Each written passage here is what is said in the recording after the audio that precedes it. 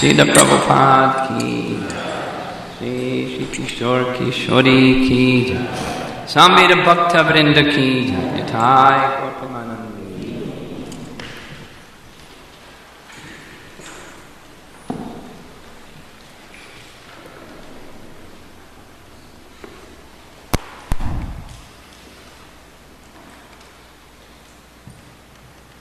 Okay. Some of you have been to these events before, some of you have not. I thought I'd begin with a little background. Festival of the Holy Name background.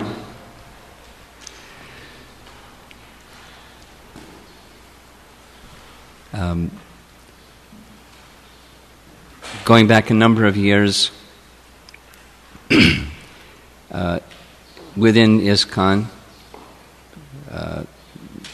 efforts to increase focus on chanting and quality of chanting and quantity of chanting and chanting. So japa retreats were begun and continued and evolved in different ways. So the Festival of the Holy Name is one of those evolutions of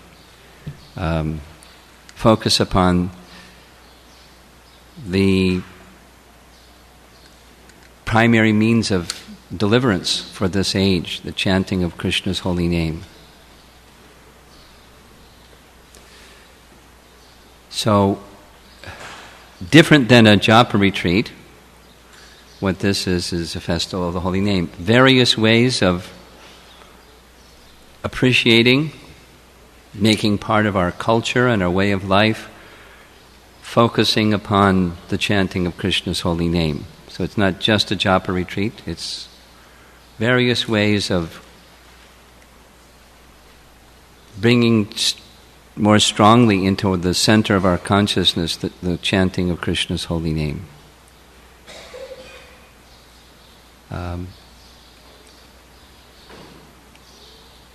So the part that I'm going to play, there's three little segments in today's schedule that are designed to help go more deeply particularly into japa, because At japa retreats, there's a day that's dedicated to just all day long chanting japa.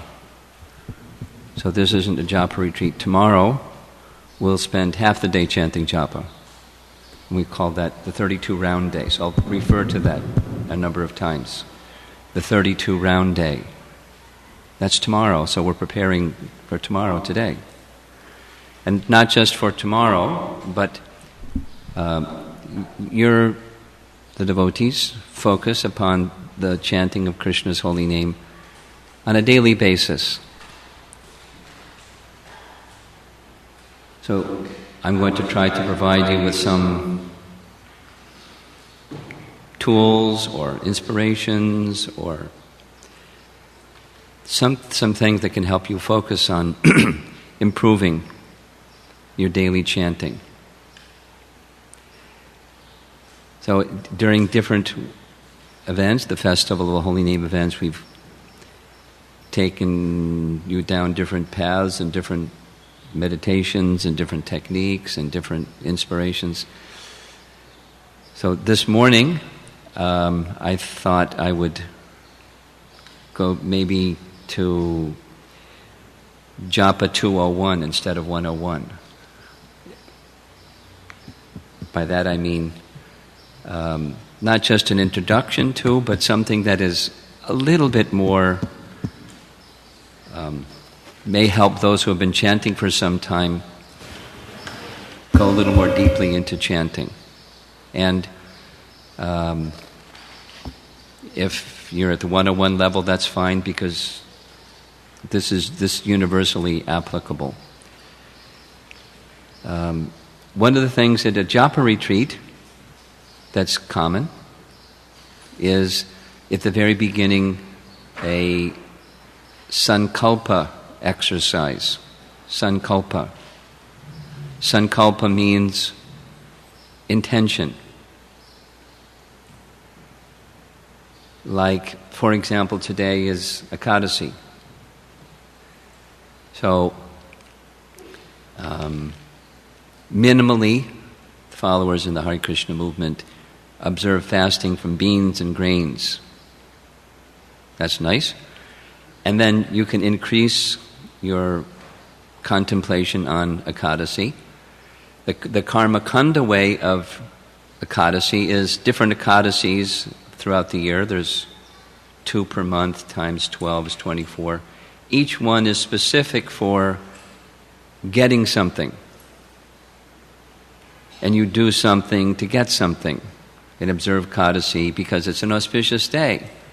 And you want something, pick an auspicious day to get something and do something to get something. So it's fruitive. That's that kind of sankalpa. Like mentioned in the second canto of the Bhagavatam is worship of various devatas.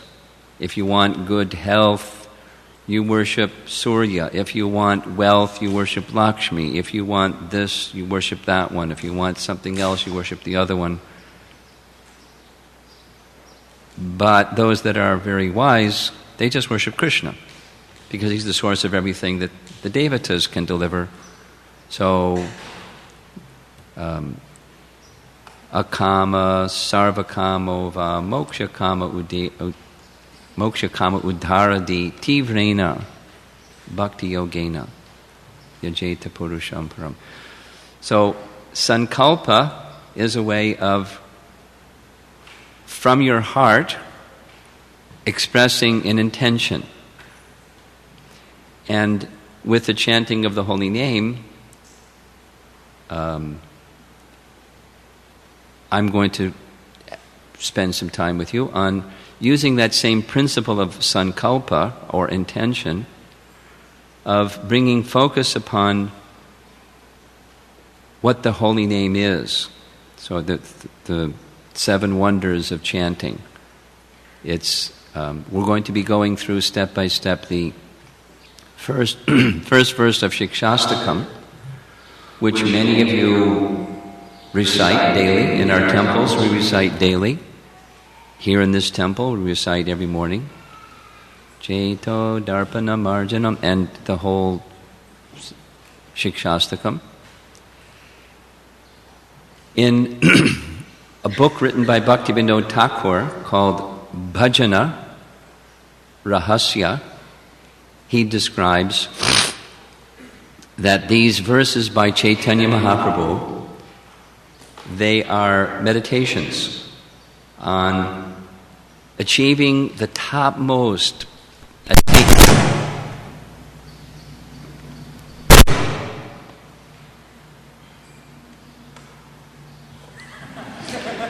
the topmost possible spiritual attainment.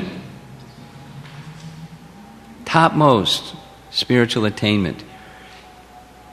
And it serves like a sankalpa. So I'll use this example that will help anybody to understand how it works. There's the light of the sun. And here's a magnifying glass. And if you hold the magnifying glass at a certain angle, capturing the rays of the sun, focus those rays of the sun through the magnifying glass on a piece of paper or some leaves or wood or your skin, and it burns. It'll burn a hole in the paper. Kids sometimes, I was marveling at how that works, right? A sankalpa is like that. There's this mercy of Krishna coming down like the rays of the sun. It's there. The rays of the sun are there. The mercy of Krishna is there. The holy name is there, giving everything. And a sankalpa helps you focus that everything in a particular place. So I don't think I'm going to be satisfied in what I'm going to attempt to do. What I'm going to attempt to do is take this first verse of Shikshastakam and move it from the position of learning a nice sloka and reciting the sloka and doing it every day and you don't really know what the meaning of it is, and go beyond that to what the meaning of it is, and go beyond that to a internalization of the meaning. Like, bring it in your heart. Srila Prabhupada chose in his Srimad Bhagavatam composition,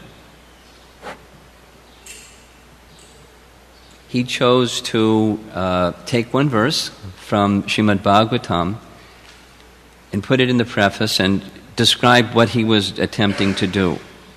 He was attempting to compile Srimad Bhagavatam in English language, even if he, Srila Prabhupada, the translator, was not so proficient. He was speaking humbly, not so proficient. But even if not so proficient, thoughtful people in the world will greatly appreciate this work because it's direct glorification of Krishna. So he quotes the verse, Tadvag visargo janata agha viplavo yasmin pratishlokam abhadyavatsvapi namanyanyantasya yashon kataniyat shrinvanti gayanti grananti sadhavaha. So this is focus on the grananti part. Grananti is, you bring it into your heart. Shrinvanti, gayanti, grananti. So how to take the message of Shikshastakam, start with the first verse, and bring it into your heart. Use it as a magnifying glass does with the light of the sun, and make the wonders of the holy name enter your heart and transform the heart. Feels good when the heart becomes transformed, and if approached thoughtfully in a form of meditation, bringing the mercy of Krishna into your heart, Shikshastakam can help you attain the topmost perfection. That's what Bhaktivinoda Thakur says in Bhajan Rahasya that Shikshastakam is. So we're just going to take the first verse and go through it.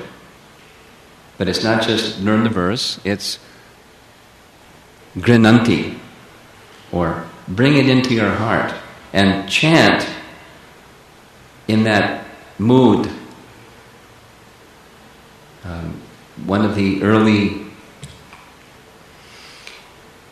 merciful gifts that Prabhupada gave us in the Hare Krishna movement was his recordings. When in Manhattan the devotees rented a recording studio and they made professional kind of recording of different glorifications of Krishna, and one of them was the meditations of Brahma Samhita. And Srila Prabhupada speaks at the end that after singing, he says this should be taken up by the devotees as a regular daily practice, entering into the spirit of this hymn. So that's what entering into the spirit of Shikshastakam is what I'm going to attempt to help you understand or go through the exercise. And then when you practice like that, it becomes second nature. Like, take the magnifying glass and hold it over your heart. Take this Shikshastakam verse 1, hold it over your heart, chant the holy name, and watch the transformation take place. Just be an observer of how Lord Chaitanya is transforming your heart in a entering into the spirit of the hymn exercise. Okay, so here we go. We can chant together. Cheto darpanam arjanam bhava mahadavagni nirvapanam Shreya kairava chandrika vidharanam vidyavadho jivanam Anandam bodhivardhanam pratipadam purnamritasvadanam sarvatma snapanam param vijayate Shri Krishna Sankirtanam. So, Srila Prabhupada's translation. You may be accustomed to reading a different translation, but I'm accustomed to this one. This is Prabhupada's personal writing, and I'll just read it myself. Glory to the Sri Krishna Sankirtan, which cleanses the heart of all the dust accumulated for years and extinguishes the fire of conditional life of repeated birth and death.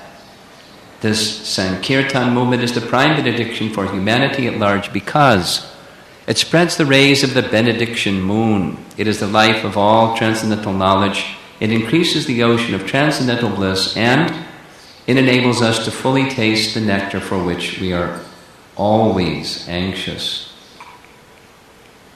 So that's the translation. Here's the word for word. And I'm going to start at the top. There are 7 wonders or glories. Yashaha, one of the opulences. There's 6 opulences of Krishna. One of them is Yashaha, his wonders, his glories, So this is Cheto Darpanam Arjanam. That's the first one. And the meaning of the words, Cheta, means of the heart, or mind, or consciousness. Sometimes you'll find in the 3rd canto Bhagavatam, Cheta, used to indicate consciousness. One of as the soul is conscious, so consciousness and the soul are identical. So the soul, dharpana, means mirror, and marjana means cleansing. So cleansing the mirror of the heart, the literal translation. So, Cheta Darpana Marjanam, glory to the Sri Krishna Sankirtan, which cleanses the heart of all the dust accumulated for years and years and years and lifetimes Who knows how many lifetimes? Leave a mirror for lifetimes and lifetimes and lifetimes. How much dust can accumulate? Unlimited amounts of dust can accumulate. 3 miles of layers of dust has accumulated in our heart, and we have a lot of work to do to cleanse the heart. The image here is the Gundicha Marjana, Lord Chaitanya, along with his associates, cleansing the Gundicha temple. Bhaktisiddhanta Saraswati Thakur describes in his commentary, Prabhupada quotes it in Chaitanya Charitamrita, of the cleansing of the Gundicha temple is like cleansing the heart to prepare the heart for Krishna to appear. Now Krishna is already there, so don't worry, he didn't leave you. We left him, but he didn't leave us. But appear in the heart means we can feel, perceive, palpably his presence in the heart. But he'll make his presence knowable to us only when the heart becomes cleansed. So therefore, the cleansing of the Gundicha temple is directly indicating cleansing the heart to make it a suitable place for Krishna to appear. Krishna's name is Vasudev. Vasudev. Vasudev is the son of Vasudeva. And Vasudeva means pure. And where there is pure heart, then Krishna appears. Vasudeva appears as the son of Vasudeva. So we make our heart pure, and Krishna will appear. So this is not a literal translation of the phrase Chaita Darpana Marjanam, rather is a essence translation.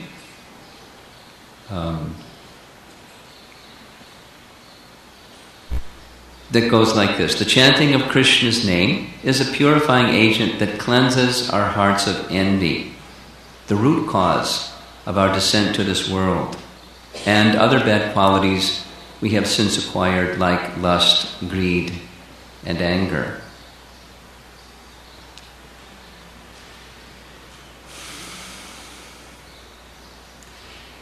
In Bhagavad Gita, in the 15th chapter, Krishna compares the material world to a reflection. Like where there's a tree on the bank of a lake, and you look in the reflection on the other side of the lake, supposing it's on the other shore or pond or something, you look in the reflection, and the reflection is the tree, but it's upside down. In the reflection, the branches are growing down and the roots are growing up. So Krishna speaks like that. Branches growing down, roots growing up, that's a reflection. And we're accustomed to the reflection. The mirror is the reflecting surface. So the lake is the reflecting surface, it's like a mirror. And the mind, similarly, is a reflecting the reality, like the tree that's on the other side of the lake. That's where the branches are up. So the spiritual world is that tree, and the material world is the reflection. And as long as the mind is covered with desire for independent enjoyment from Krishna, then we'll see the reflection only, and we won't see the tree. I'll say it again. We'll see the reflection only. And our attention keeps going to the reflection as long as there is material desire. Reflection, it's all upside down. So, in the Bhagavad Gita, Krishna describes coming into this material world, the soul's plunge into the pool of material existence is due to these two causes, raga and dvesha. Raga is, I want to enjoy independently. And dvesha is, it's not possible because there's someone who's the independent enjoyer. like Prabhupada's explanation. If I'm a citizen in a country and there's a king, and the king's sitting on a big throne, and I think, I want to sit on the throne. That's raga. But there's a problem. There's someone already sitting on the throne. So, combined with raga is dvesha. Envy. Raga, dvesha, samutena, dvandva, mohina, bharata. All living entities take birth in this world overcome by the dualities of raga, desire, and dvesha. So, the root cause of our condition is this raga and dvesha. And the chanting of the holy name purifies that very tendency, the dust, the desire to be an enjoyer independent of Krishna, and our envy of Krishna. Like the example of yogurt is but a milk product. When milk comes in contact with a souring agent, it transforms from milk to yogurt. Yogurt is nothing but milk, but once it's yogurt, how do you get it back to milk again? You can't. Similarly, once the heart is disposed towards raga and dvesha, how do you get it back again from yogurt to milk? From material contamination to pure again? The chanting of the holy name accomplishes that. That's what this first wonder or glory of the chanting of the holy name. The root cause of our descent to this world is cleansed. Our envy of Krishna. Last time I was here in Chicago, the morning Bhagavatam classes were discussing Lord Shiva and his not Lord Shiva,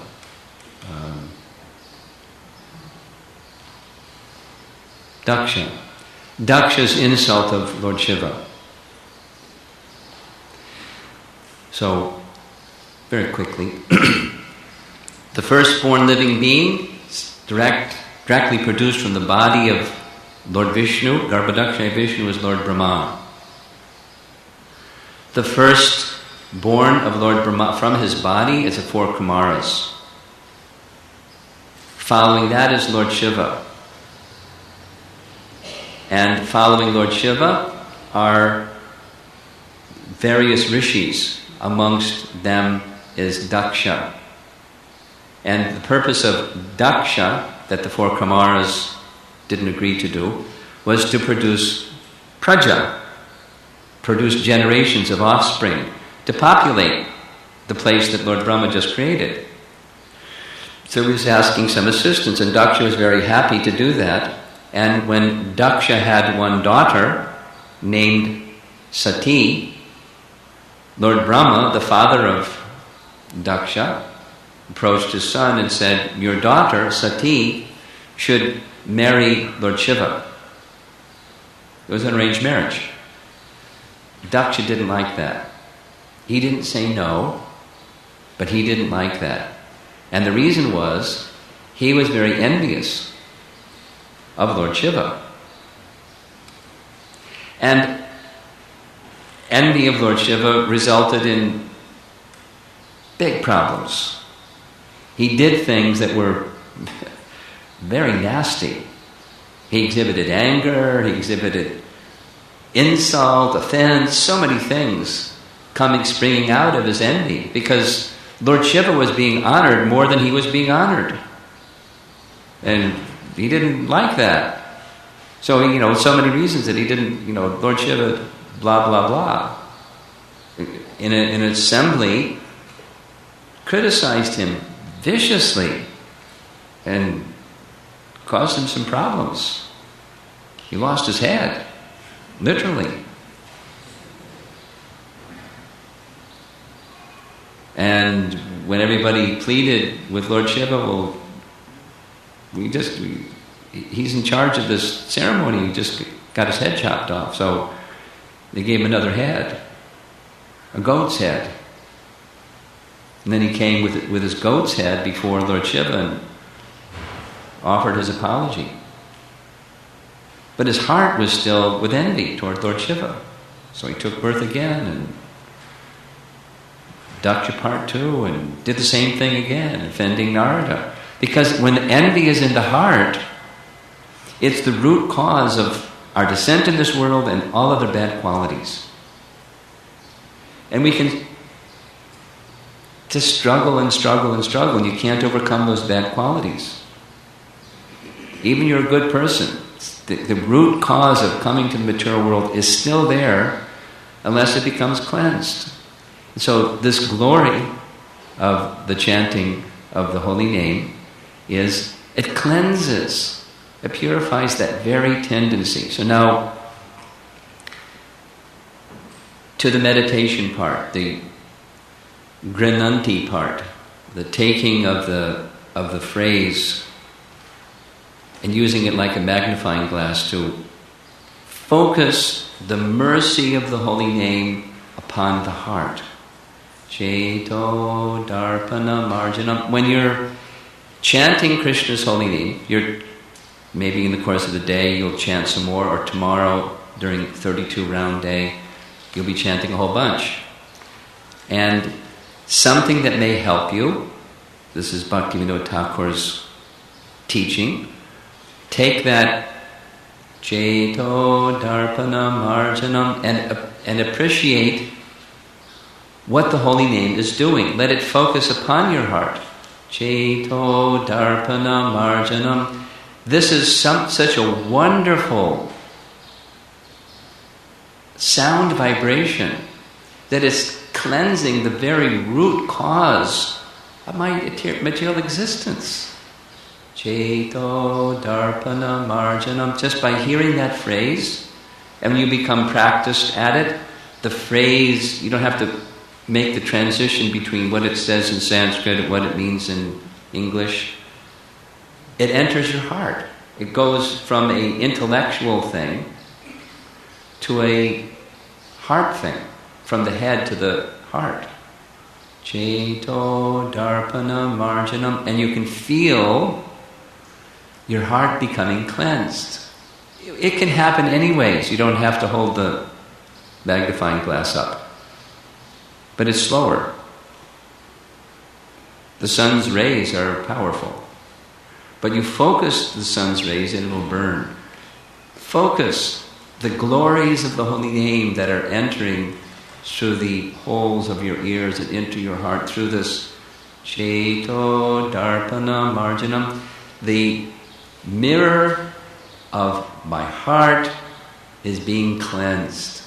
Oh, holy name, how merciful you are.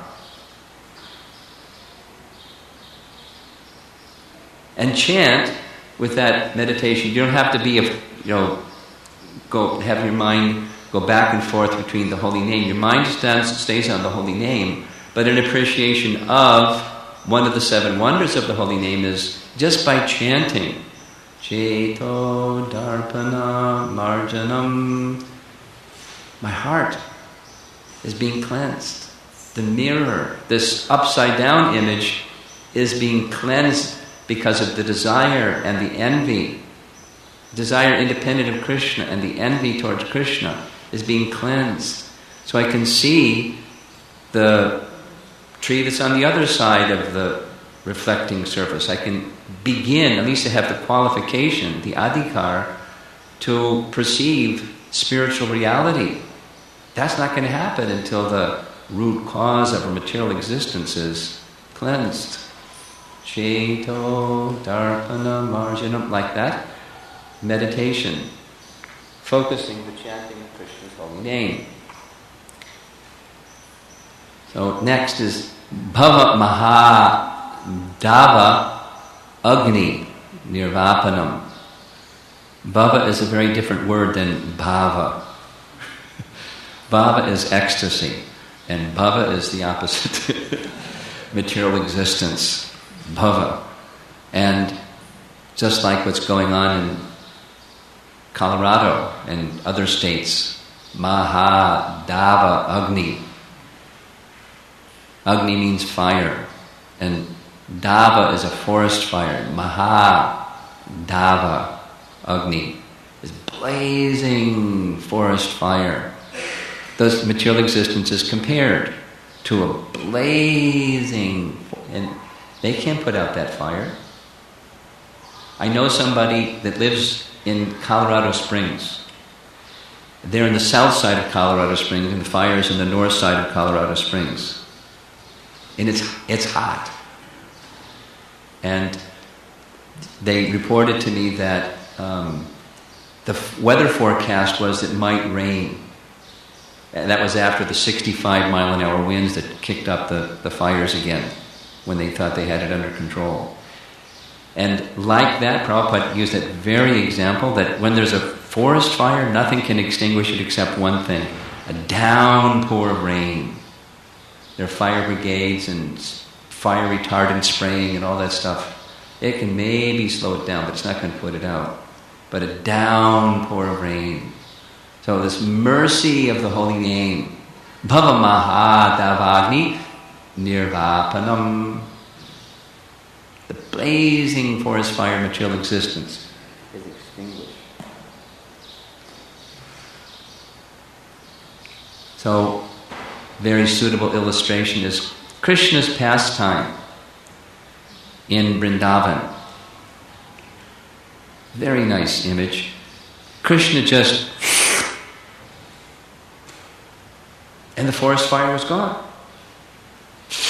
Can you do that? Nobody can do that, but Krishna can do that. He can extinguish the blazing fire of material existence. Not just a blazing fire in Vrindavan. He did it twice. Like, you're not sure I could do it? Here it is again. He did it twice.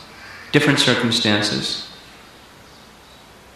Different events leading up. But that's Krishna. And Krishna's holy name. Bhava Mahadavagni Nirvapanam. Blazing forest fire of conditional life. Extinguishes the blazing fire of conditional life, of repeated birth and death. So here's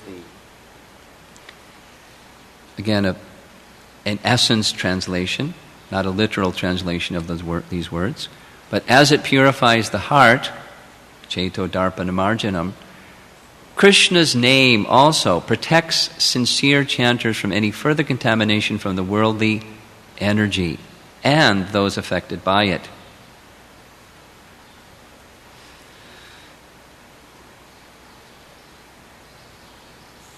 Supposing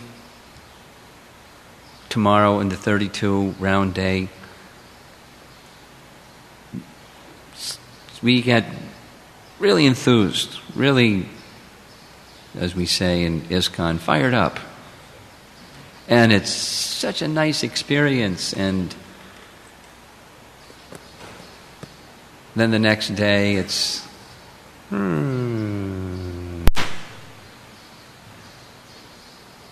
something like that. What is the protection from being exposed once again to worldly existence and being affected by it? Like one of the verses of Bhagavad Gita, the fourth of the Chaturshloki verses of Bhagavad Gita, where Krishna describes I'm going to paraphrase here, the residual tendency of conditioning. For who knows, residual tendency means like the blades of the fan, you shut off the electricity, the blades of the fan will continue to rotate. Centrifugal force. But slowly, it'll stop and end. But that residual tendency of the conditioned living entity, who can say how many lifetimes? Prabhupada said how many lifetimes? Consider you experienced the conditioning of all the different species of life. We pass through all different species of life. That's a lot of species of life. How strong, how deeply rooted is conditioned tendency. And we're in the material atmosphere. So,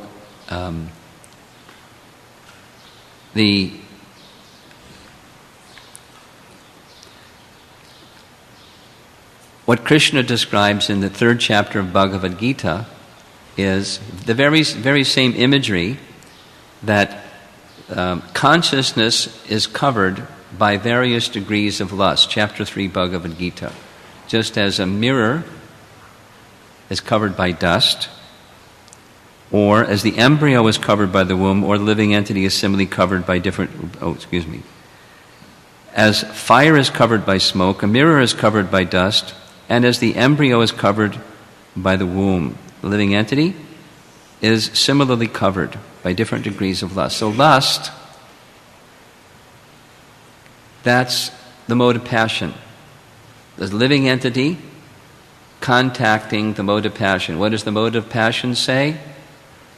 I want to enjoy. And then you fill in the blank. This type, that type.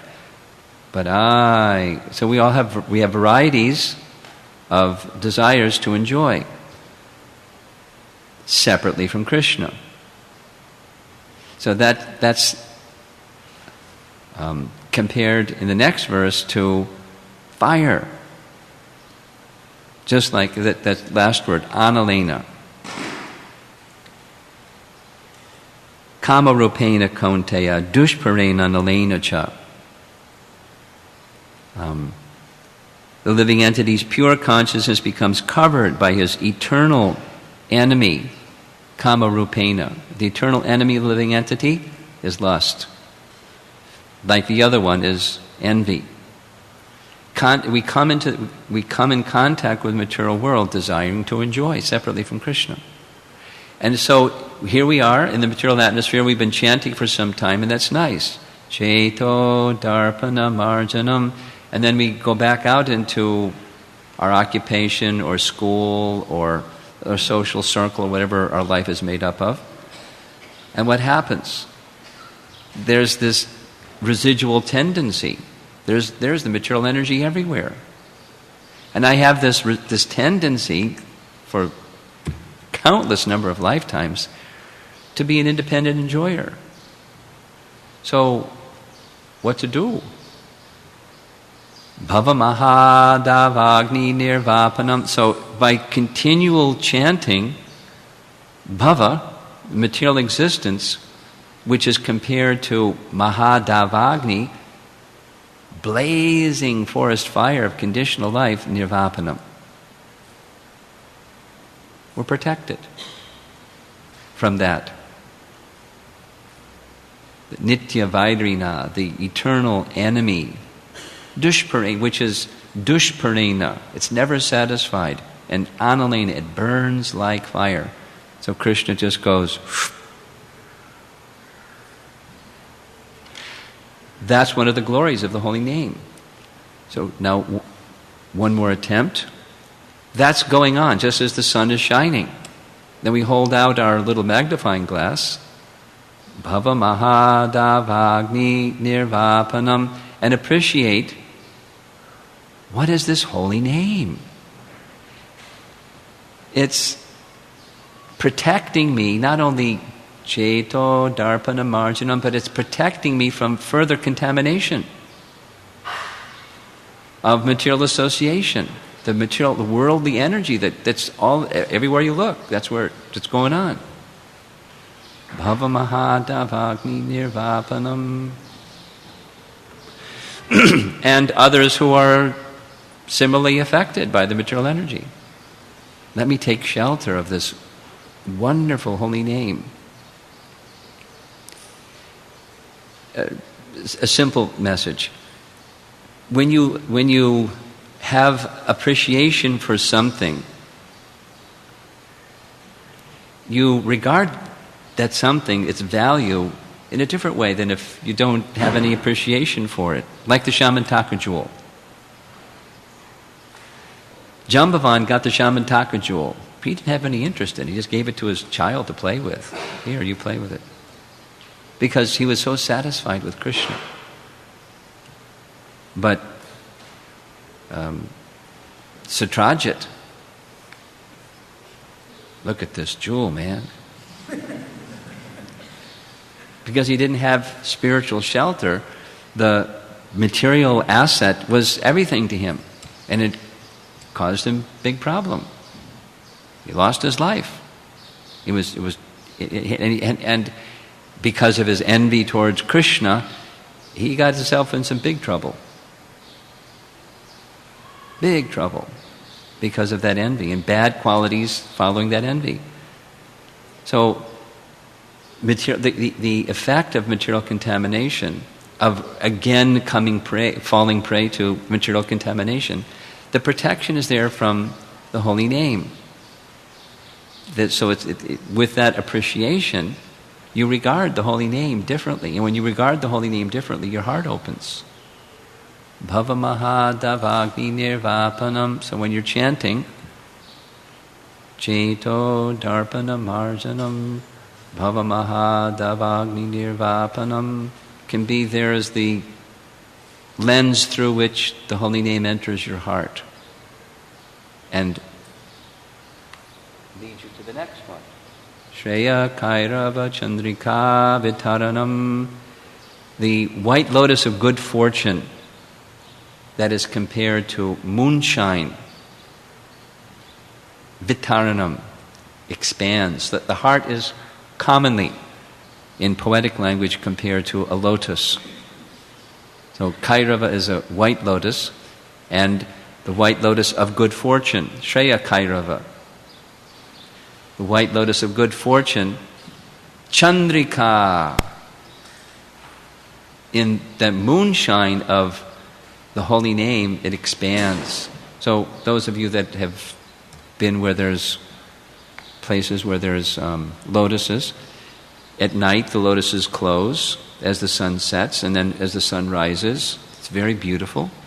The lotus expands. Then again at night the lotus closes. So in the night of material existence, the lotus of the heart is closed. But the moonshine rays of the holy name open, expand, vitaranam, the white lotus of the heart, the white lotus of good fortune, Shreya. And that good fortune is the tendency of the soul to again serve Krishna. But the tendency of the soul to serve Krishna is preceded by Cheto, Darpana, Marjanam, Bhavama, the contaminations of heart. Who wants to serve Krishna when you got a contaminated heart? Forget it. But Cheto, Darpana, Marjanam, Bhavamahadavagni Nirvapanam.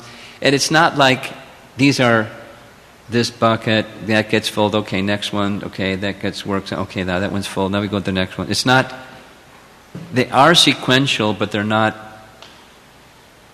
first this, okay, then that. They're continuing. The cleansing of the heart is continuing. The ending of the the influence of the contamination material existence is continuing as long as we're sincerely chanting. And this expanding, the rays of the benediction moon continues as we continue our chanting. Chanting awakens pure devotion to Krishna, the soul's dormant propensity to serve the Lord with love. That's the Shreya part. That's the benediction part. And further, chanting revives the loving devotion that qualifies one for the greatest good fortune, Krishna's association. So keep chanting. Shreya Kairava Chandrika Vitaranam. So once again, think, you go to the holy name. Oh, holy name, how merciful. What great fortune you're bringing into my life. Because in very simple language, Prabhupada said, the chanting of the holy name is like a child calling for the mother, or it's a call to Krishna to please engage oneself in his service. Oh, Srimati Radharani, please engage me in the service of Krishna. Shreya Kairava Chandrika Vidharanam, the tendency at the soul level to serve Krishna with love. It's dormant, but it awakens. Shreya Kairava, just chanting the holy name. So the sun is shining. That mercy is already there just by our chanting. Take this nice magnifying glass.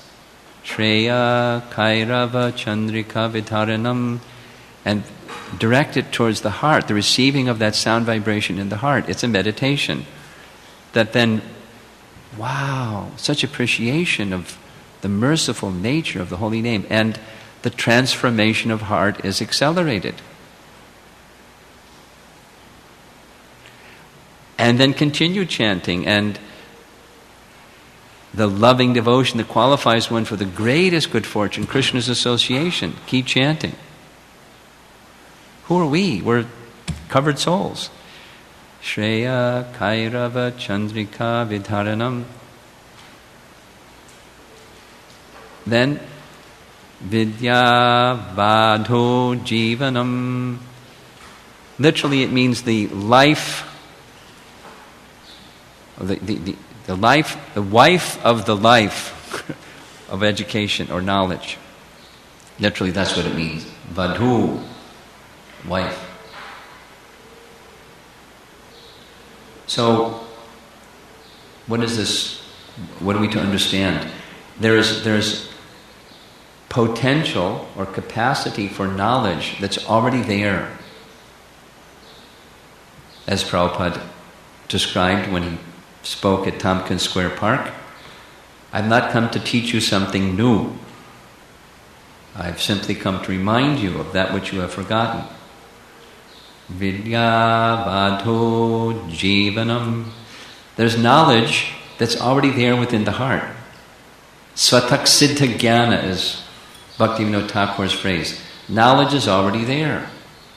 And by the process of devotional service that's awakened, Shreya Kairava Chandrika Vitaranam, as devotional service propensity awakens, knowledge follows. Isn't that the Bhagavatam's teaching? Vasudeve Bhagavati Bhakti Yoga Praryojataha Janayati Ashu Vairagyam Jnanam Chayat Ahaitukam. Ahaitukam, causelessly knowledge awakens from within the heart.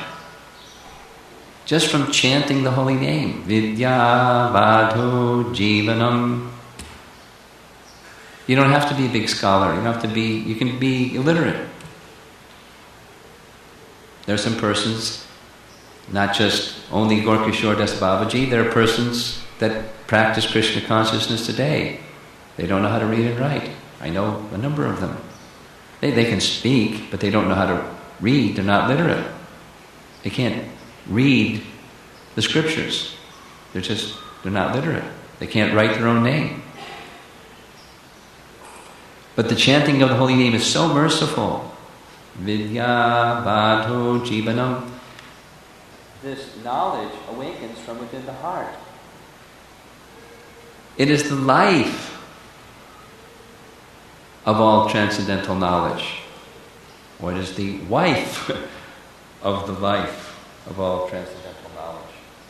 A result of acquiring devotion, that's the Shreya Kairava Chandrika, is that devotees become illuminated with spiritual knowledge. Further chanting matures that knowledge into realization, which in time reveals the devotee's original position in one of the 5 relationships with Krishna.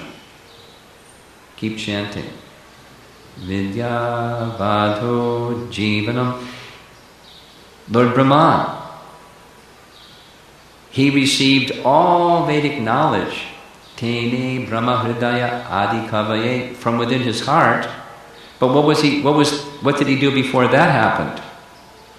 He chanted mantra. He chanted the Gayatri mantra that he received from Krishna. That's all he did. He didn't go study books, didn't go to some college, university, and He just chanted his mantra. And all knowledge became revealed. Not only knowledge of the Vedas, but knowledge of his real position. He came to realize his rasa as an eternal maidservant of Krishna. Vidya Vato Jivanam. How wonderful is this holy name? And I'm repeating purposefully, it's a meditation. Use this lens of focusing the merciful nature of the holy name past that merciful nature of the holy name through this lens of these glories of the holy name, and everything becomes disclosed. Anandam Buddhi Vardhanam. Ananda, we know the meaning, bliss.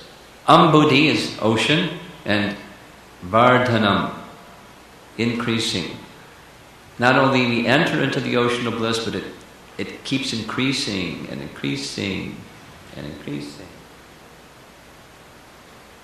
Increases the ocean of transcendental bliss. So, go back to Chaita Darpana Marjanam. As much as the heart is relieved from unwanted habits, to that degree we become devoted to Krishna. Shreya Kairava Chandrika. As much as devotion is firmly fixed in our hearts, to that degree we require realized knowledge. Vidya Vadhu Jivanam. And as much as the heart is illuminated by both devotion and knowledge, to that degree we taste spiritual happiness. In this way, the ocean of bliss swells. And what's the limit of the ocean? There's no limit. No limit to an ocean. Everything has its limit, but not the ocean of the bliss of transcendental happiness in relation to Krishna. It just continues to increase.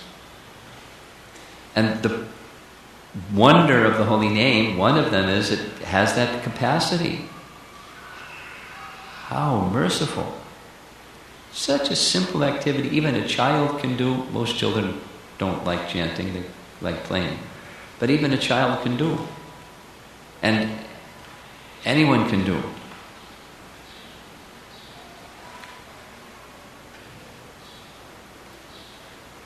Just two more.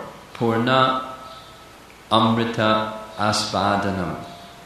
Purna means complete, and Amrita means nectar. So of the full nectar, Asvadanam. It gives one a taste of that full nectar for which we are always anxious. And in the association of one who's tasting such nectar, like Srila Prabhupada, one can taste nectar, even one is not very qualified. When devotees finally achieve the perfection of chanting, they taste the full nectar of loving devotion to Krishna. A nectar that makes the bliss of liberation seem insignificant. Certainly that's our teaching. We don't engage in devotional service for the purpose of liberation. We engage in devotional service for the purpose of devotional service. But it makes this happiness, the bliss of liberation, Brahmananda, seem insignificant. One lecture Prabhupada was speaking about the bliss of liberation in this way. He said, supposing you bang your head against the wall, you just keep banging your head against the wall and finally you stop. That's the bliss of liberation. There's material existence and it's banging on your head and it stops. Brahmananda. But that's insignificant compared to the positive happiness of the soul that's engaged in loving devotion to Krishna. Pratipadam purnam ratasvadanam. It enables us, that this holy name enables us to fully taste the nectar for which we're always anxious. 10. Sarva Atma Snapanam. And then again, Param Vijayate Shri Krishna Sankirtanam. For Sarva Atma Snapanam. For all souls, Atma, the soul becomes cleansed. Snapanam. Param Vijayate. Let there be victory. Transcendental victory. For the congregational chanting of the holy name. It gives a cooling effect to everyone. So the paraphrased or essence translation here. Chanting frees conditioned souls of the illusion of identifying themselves with their body and mind and establishes them in the cleansed and cooling reality that they are eternal spiritual entities. Meaning we're meant for service to Krishna. It's our natural position to be engaged that way. It's our happy position to be engaged that way. Sarvatma snapanam. So, in this meditation, chanting of Krishna's holy name can be executed through the assistance of the Shikshastakam verses to carry us gradually, step by step by step, to the stage of perfection. And even to think about perfection, we just want to get normal a little bit, a little purified a little bit. But it's meant to carry us to perfection. And if we take the gift that Lord Chaitanya gives, the holy name, along with how to chant the holy name, that stage of perfection comes very quickly, very mercifully. So that's why I began by saying this is chanting 201. You can simply chant the holy name and be attentive to the holy name. Be appreciative of what it feels when you're absorbed in chanting the holy name. That's sufficient. But as the liking for receiving the fullness of Lord Chaitanya's gift, the holy name, He has given us the means to do that, and this is a little meditation, how to go more deeply by Lord Chaitanya's mercy and guidance into the chanting of Krishna's holy name. And for that matter, each one of the successive Shikshastakam verses takes one deeper and deeper. It's a sadhana. It can be part of your daily sadhana. Something that's going to come in the afternoon on Sunday is another little exercise we're going to be taken through. I'm not going to do this, but before beginning chanting, open the heart to some prayers that you offer to the holy name, or prayer discipline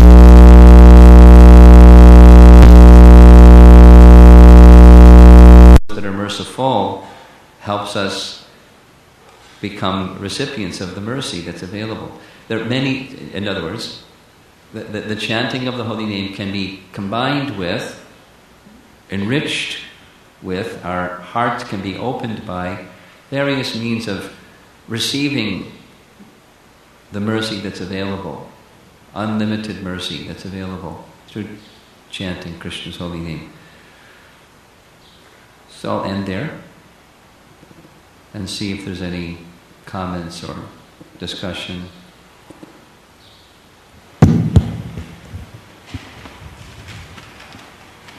Look at that.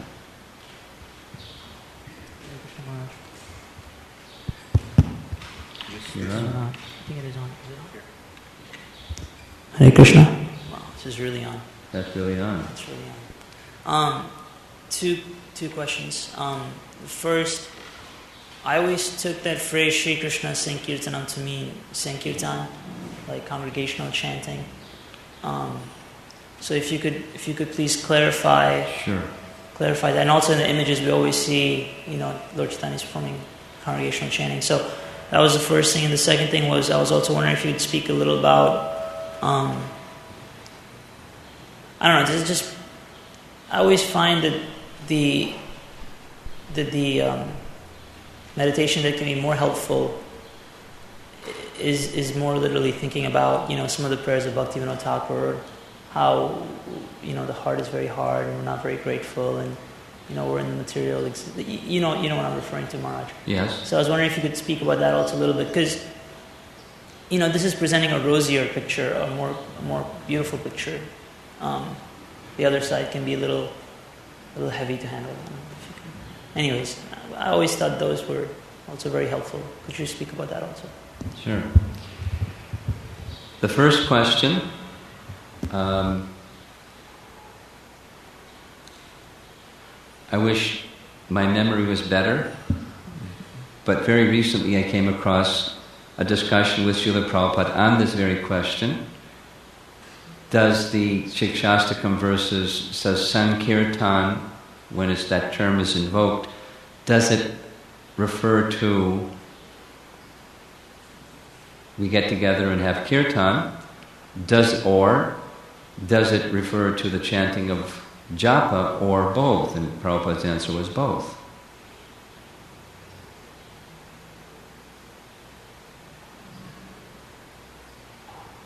In short. And it's the calling of the holy name.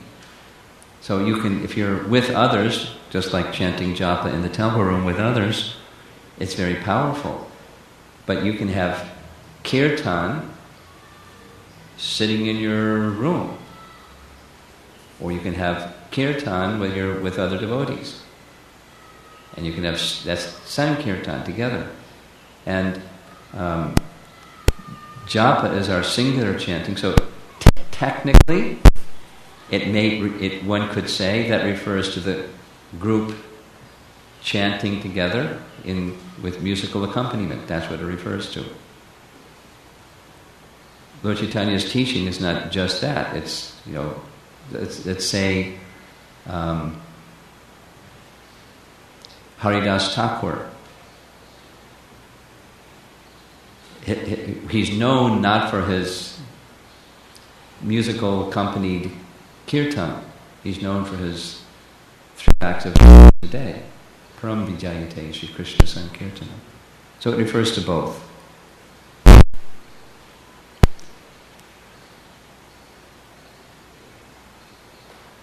And the other question,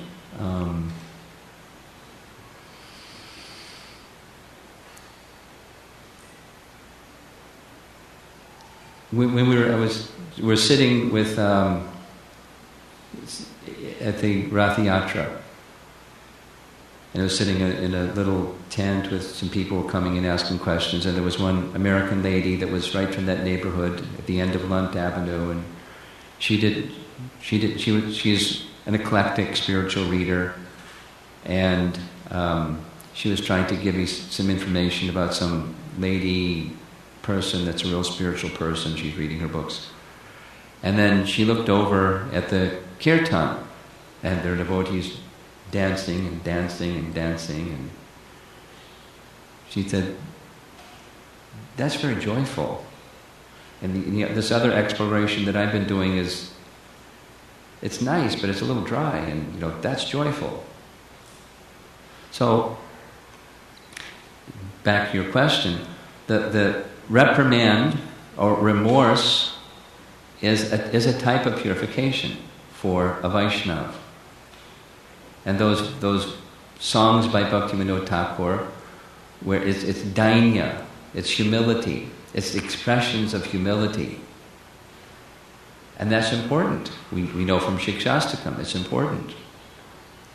Trinadapi sunichena, tororivasahishna. Humility is very important. Pridelessness is very important. But the joyfulness of the glories of appreciating in place of that which I've so much wasted my time doing, there's this alternative. This joyful process. Most merciful holy name. So let go of that and take a hold, take shelter of the other. They're not incompatible, they're perfectly compatible. One assists the other. Let go of that one and take shelter of this one. It's a good team. Both have their place on the team. Okay. Something else?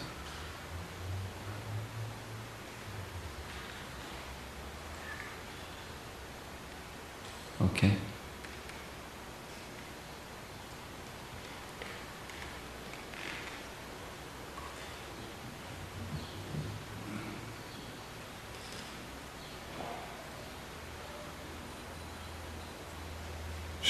Thank you very much, Maharaj. I was wondering how Chaitanya Mahaprabhu addressed the subject of making offenses to the holy name and how to rectify them in light of Shikshastakam.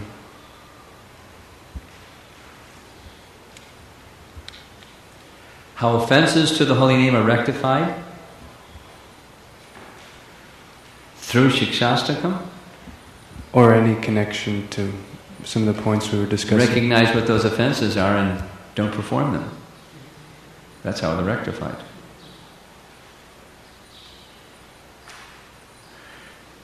Now the capacity to do that, even supposing one doesn't know what the offenses are, the capacity will awaken just naturally if we give proper attention.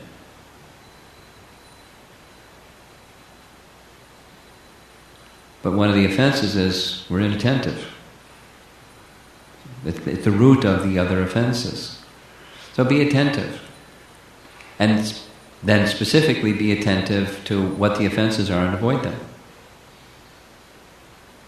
It's part of... I'll express it this way. Along with that which can cleanse the heart, something is needed to guide our intelligence and our activity. Prabhupada uses the example of 2 tracks of a train. One track, the train won't go very far. 2 tracks, the train can proceed. So the 2 tracks are that which cleanses the heart, something which cleanses the heart, and something which gives guidance to human activity or spiritual activity. If we just have the one, that which gives guidance, it's speculative. It degenerates very quickly into speculation. And then the other side is, it is sentiment, unguided sentiment, and can easily become fanaticism. That's also not wanted. But take the cleansed heart together with proper direction in one's activity. Zoom, zoom, zoom. There goes the train. So, to guide our chanting of the holy name, we have, this is how you chant the holy name. These are things to be alert to and things to avoid. Those are offenses. So how you overcome the offenses, know what they are and avoid them.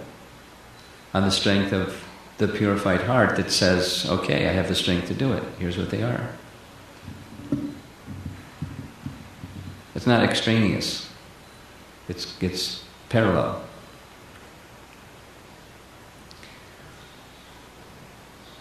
Yes. Luke? Hare Krishna. On the topic of envy and the passion for honor, how to discern the difference between desiring honor and trying to get like the blessings and well-wishings of the devotees, thinking that desiring the devotees to be pleased with us because we need their blessings, but... Well, one is in the mood of humble service and the other is in the mood of something else. So it comes to that very basic platform, the humble mood of service. And the absence of that we feel, and the absence of that we experience subjectively also in our interactions with others that are wanting honor and distinction. But our business is our own heart, and we can't refrain from action, we have to act. And so there's some inspiration or motivation for action. So I want the mercy, I require it. But the tendency is, as soon as something comes, oh, look at me, I got some mercy. It's insidious. So what do? You keep striving. Cheto darpana marjanam. Vigilantly attending to the glorification and the receiving of the mercy to assist you. Something else? Over here.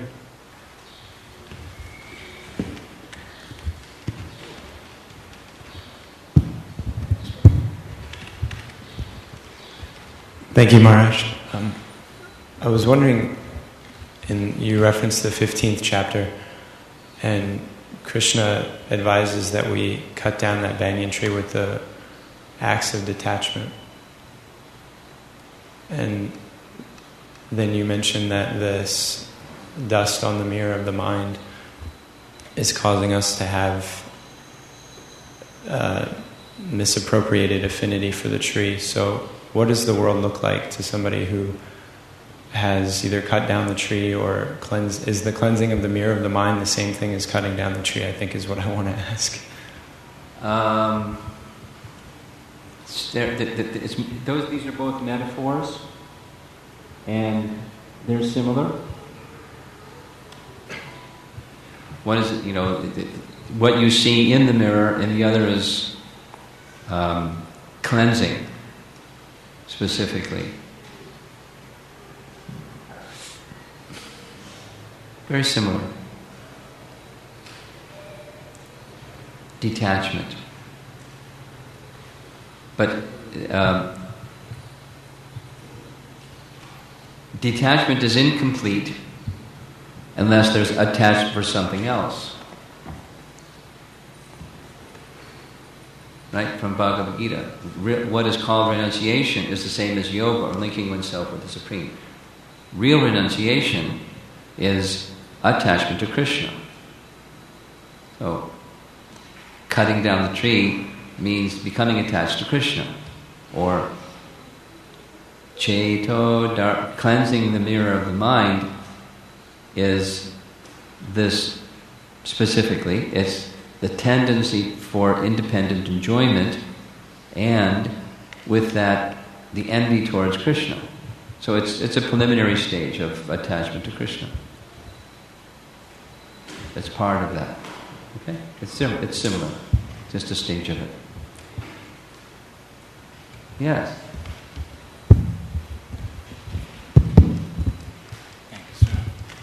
Thank you, Maharaj. My question is to the effect of what is the process for gaining the focus and concentration so that we can get to the point that we hear the name and we begin to remove those veils of lust that covers our heart? Keep practicing. That's a scriptural answer.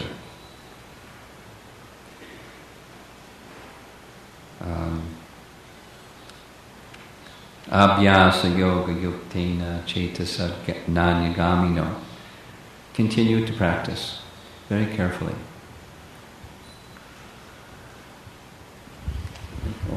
Anyone back here? Anything? Okay. Thank you very much. Srila Prabhupada ki jai.